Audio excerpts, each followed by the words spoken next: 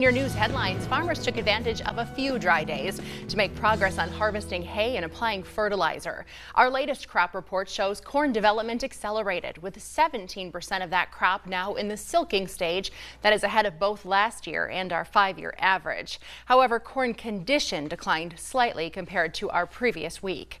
Soybean progress also showed improvement as 34% of that crop bloomed. Pod setting now underway for 5% of soybean acreage. Winter wheat harvest is now officially underway in the state, and second crop hay is 65% complete. Farmers, of course, know the challenge that 2024 brought during planting season. What typically took some farms 2 weeks to complete stretched out over the course of 8 as they tried to find dry soil. Now that wet weather is having an impact on our maturing crops.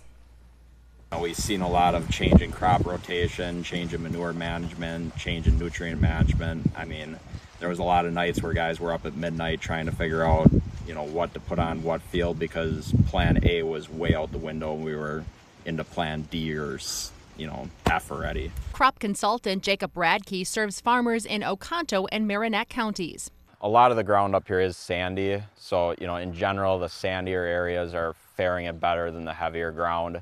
But there's a lot of variability throughout the field. You might be on a sandy hilltop and the corn's really nice and tall, got a really healthy color, and then you get in the low slough holes where water kind of puddles and it's short. Crop health isn't great. So there's a lot of variability. I mean, I got corn that's actually poking a tassel already, and I got corn that's only knee-high. He's noticed that in many fields, the crop isn't very hardy. We started really wet early in the year, tons of moisture. Now I think the concern is, okay, plant health isn't great because it's been so saturated.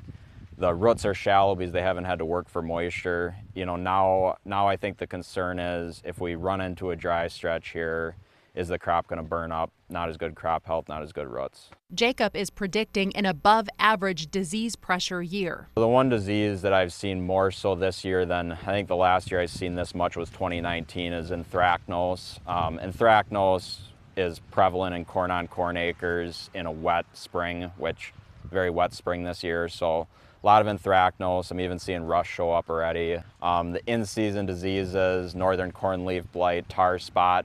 We can spray a fungicide, but unfortunately we're looking at sub $4 corn right now, where getting a return on some of these crop protectants is going to be a challenge. Many customers are reaching out with questions about nitrogen management. Anything that was applied early, manure, stuff like that. I mean, nitrogen is always the most variable and unpredictable nutrient. I mean, year after year we try to predict nitrogen, but at the end of the year there's always something that's like, whoa, I never seen that coming. I think a lot of the focus is on timing and rate. I mean, I think that could be set every year.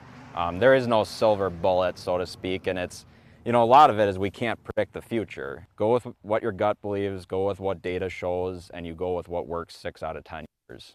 It's the best management decision you can make. I also stopped at a soybean field with Jacob to get an update on that crop, and you can see that story next weekend.